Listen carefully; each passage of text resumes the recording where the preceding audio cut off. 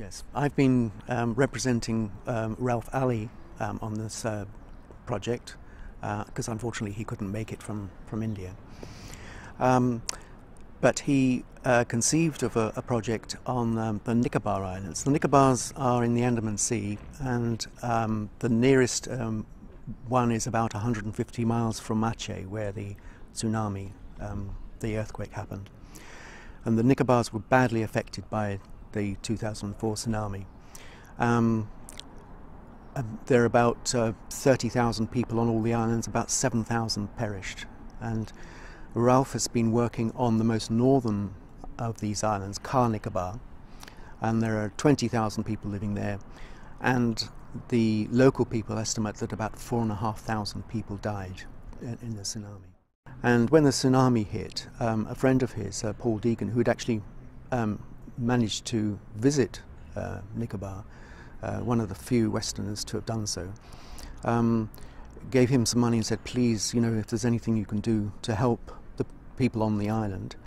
And Ralph had already been thinking about doing something with the abundance of coconuts that are on the island.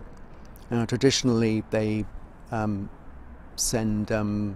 they make copra, and the copra is then exported to Port Blair, and it's milled, and they make ordinary coconut oil from it. But the islanders themselves prefer virgin coconut oil. So the idea is that was to make virgin coconut oil, and to achieve this, Ralph had to find the design for a press, and he went through 5 versions before finally coming up with one that is cheap and easy for women to work and carry around, and is pretty efficient.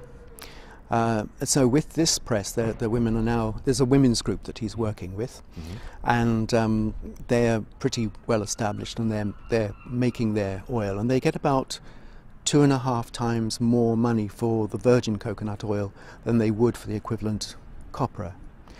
And he estimates that if they use 20% of the total coconuts that are available on Nicobar, they could make, from virgin coconut oil alone, they could make 2.34, I think it is, a million rupees a month.